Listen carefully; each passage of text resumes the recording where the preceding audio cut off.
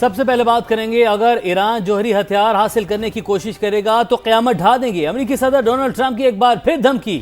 G7 اجلاس کے موقع پر امیر قطر سے ملاقات کے بعد میڈیا سے گفتگو کرتے ہوئے کہا، معاہدے کے تحت ایران کے پاس کبھی جوہری ہتھیار نہیں ہوں گے۔ امریکہ ایران میں کوئی سرمایہ کاری نہیں کر رہا۔ اماراتی صدر سے ملاقات کے دوران صدر ٹرمپ نے کہا کہ امید ہے کہ ایران کے ساتھ معاہدے کا دوسرا مرحلہ بھی جلد مکمل ہوگا۔ جمعے کو آبنۂ ہرمز مکمل طور پر کھول دی جائے گی۔ معاہدے کا متن میڈیا کے سامنے خود پڑھ کر سناؤں گا، جائزے کے لیے کانگریس کے سامنے بھی رکھیں گے۔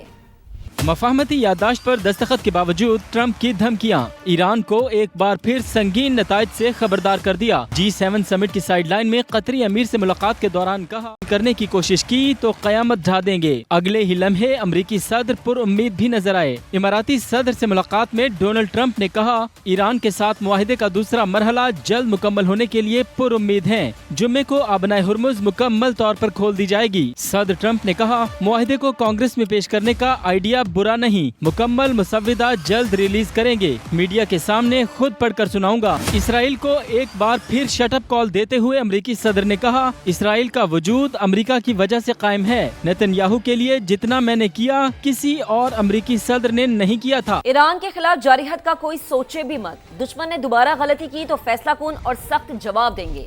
ایرانی آرمی چیف میجر جنرل امیر حاتمی کا دو ٹوک بیان، کہا ایران عالمی سطح پر پہلے سے زیادہ مضبوط بن کر ابھرا ہے، ہماری سرحدیں بھی پہلے سے زیادہ محفوظ ہیں۔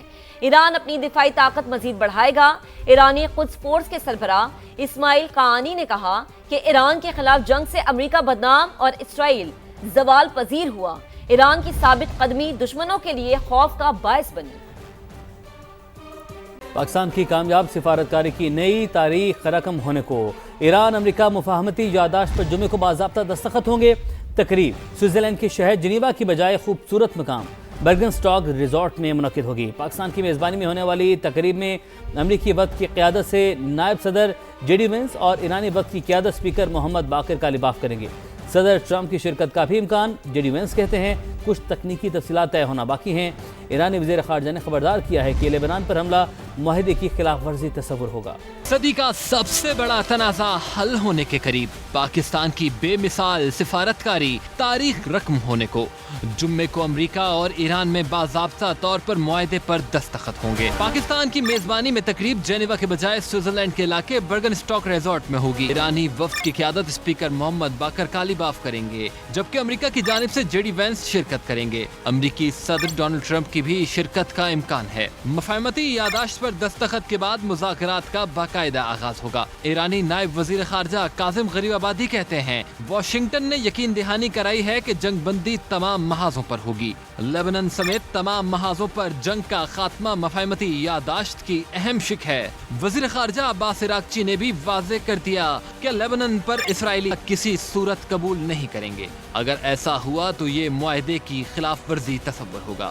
جوہری پروگرام اور پابندیوں پر بات مذاکرات کے آخری مرحلے میں ہوگی۔ امریکی نائب صدر JD وینس کے مطابق ایران کے ساتھ معاہدے میں کچھ تکنیکی تفصیلات طے ہونا باقی ہیں۔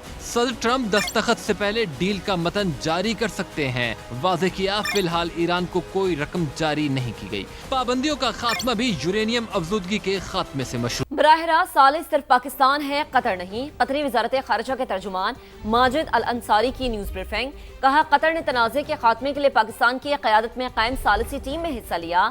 پاکستانی ثالثی کے فریم ورک کے تحت تمام متعلقہ فریقین سے رابطے میں ہیں۔ ایران اور امریکہ کے درمیان دستخط کی تقریب میں قطر کا نمائندہ شرکت کرے گا۔ یہ معاہدہ وسیع تر علاقائی مفاہمت کی طرف پہلا قدم ہے۔ امید ہے ایران امریکہ معاہدے کے بعد LNG کی سپلائی بحال ہوگی۔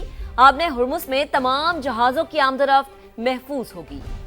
کشمیر اور پاکستان دو قالب یکجان۔ مقبوضہ کشمیر میں آج جو حالات ہیں وہ پوری دنیا کے سامنے ہیں، جبکہ آزاد کشمیر میں صورتحال یکسر مختلف ہے۔ آزاد کشمیر میں پاکستان کی جانب سے کبھی زور زبردستی نہیں کی گئی۔ سیکیورٹی ذرائع کے مطابق کشمیری عوام ہمیشہ پاکستان کے شانہ بشانہ رہے ہیں اور رہیں گے۔ بھارت کا پاکستان کو دہشت گرد ریاست بتانے کا بیانیہ ناکام ہو چکا۔ عالمی برادری حقیقت سے واقف ہے، مقبوضہ وادی دنیا کی سب سے بڑی چھاؤنی بن چکی۔ افغانستان بھی دہشت گردوں کے خلاف ایکشن میں سنجیدہ نہیں۔ پاکستان نے آپریشن غضب للحق میں صرف امن دشمنوں کو نشانہ بنایا۔ پاکستان نے امریکہ اور ایران امن معاہدے کے لیے مخلصانہ کوشش کی۔ قطر اور سعودی قیادت کی حکمت اور صبر بھی قابل ستائش ہے۔ आगे बढ़ते हैं। गिलगित बल्तिस्तान असम्बली में अहम पेशरफ्त, 4 नौ मुंतखब आजाद अरकान असम्बली की अब्दुल अलीम खान से मुलाकात। इस्तेहकाम पाकिस्तान पार्टी में शमूलियत का ऐलान कर दिया। अनवर अली, असद शफीक, मोहम्मद दिलपजीर और अमान अली ने अब्दुल अलीम खान की क़यादत पर भरपूर एतमाद का इजहार किया। सदर IPP ने पार्टी में शमूलियत पर चारों अरकान का खैर मकदम करते हुए कहा कि पंजाब और विफाक के बाद गिलगित बल्तिस्तान में भी IPP अपना मुस्बत किरदार अदा करेगी। गिलगित बल्तिस्तान असम्बली में इस्तेहकाम पाकिस्तान पार्टी के अहम किरदार अदा करने की राह हमवार। 4 नौ मुंतखब आजाद अरकान असम्बली ने अब्दुल अलीम खान के साथ मुलाकात करके IPP में शमूलियत का ऐलान कर दिया। इस्तेहकाम पाकिस्तान पार्टी का हिस्सा बनने वालों में GB 23 गांछे से अनवर अली और GB 24 गांछे से असद शफीक, GB 15 दयामर से मोहम्मद दिलपजीर और GB 21 गजर से अमान अली शामिल हैं। इस्तेहकाम पाकिस्तान पार्टी में शमूलियत करने वालों का खैर मकदम करते हुए अब्दुल अलीम खान ने कहा, गिलगित बल्तिस्तान की तरक्की और खुशहाली के लिए दिन रात मेहनत करें। गिलगित बल्तिस्तान में इंफ्रास्ट्रक्चर और सयाहत में बेहतरी की खातिर ख्वाह गुंजाइश मौजूद है। सेहत, तालीम, IT और रोजगार की फरहमी भी अहम शोबे होंगे। पंजाब और वफाक के बाद गिलगित बल्तिस्तान में भी IPP अपना मुस्बित किरदार अदा करेगी। IPP में शामिल होने वालों का मरकजी सदर अब्दुल अलीम खान की क़यादत पर भरपूर एतमाद का इजहार। कहा, इस्तेहकाम पाकिस्तान पार्टी की पहली मरतबा गिलगित बल्तिस्तान असम्बली में नुमाइंदगी खुशाइंद होगी। मेहनत और ईमानदारी से इलाके की तरक्की में भरपूर हिस्सा लेंगे।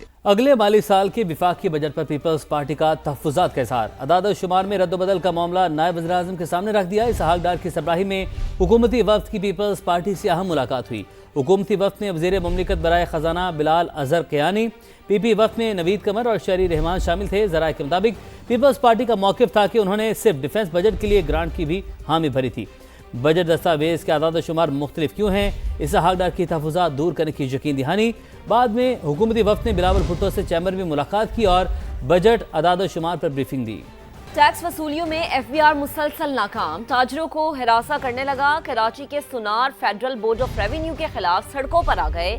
Chairman all Pakistan जेवेंट jewellers association Qasim शकारपुरी ने FBR के साथ इस्लामाबाद में होने वाले मुज़ाकरात मुअत्तल करने का ऐलान कर दिया। कहा, FBR अपने रेवेन्यू शॉर्टफॉल का बोझ ताजरों पर डालना चाहता है। पेशावर में भी FBR की जानिब से ताजरों को हिरासा करने के खिलाफ ज्वेलर्स ने शटडाउन हड़ताल की। सराफा बाजार में हड़ताली कैंप भी लगाया जिसमें बड़ी तादाद में ताजरों ने शिरकत की। सराफा बाजार ज्वेलर्स एसोसिएशन के सदर हाजी औरंगजेब का कहना है कि पहले भी टैक्स दिया और आइंदा भी देने के लिए तैयार है, लेकिन FBR की मौजूदा पॉलिसीज ताजरों के खिलाफ है। सेनेट की कायमा कमेटी बराए ख़जाना में दूसरे रोज़ भी FBR की नाअहली की गूंज। अरकान का FBR पर शदीद बरहमी का इजहार। कहा, FBR गुज़श्ता 10 साल से तजुर्बात कर रहा है, पॉलिसियाँ यूरोप वाली बनाते हैं जबकि ज़मीनी हक़ाइक़ उसके बरक्स हैं। सेनेटर अब्दुल कादिर ने रिफंड न मिलने का मामला उठाया तो तलहा महमूद ने रिफंड प्रोग्राम को मुकमुका करार दे डाला। कमेटी ने इस्तेमाल शुदा गाड़ियों की दरामद पर पोस्ट शिपमेंट का इख्तियार वज़ारत साइंस और टेक्नोलॉजी के सपुर्द करने का फैसला कर लिया। कमेटी ने एक्सपोर्टर्स के लिए 1% विद होल्डिंग टैक्स को फाइनल टैक्स रिजीम में डालने की सिफारिश कर दी।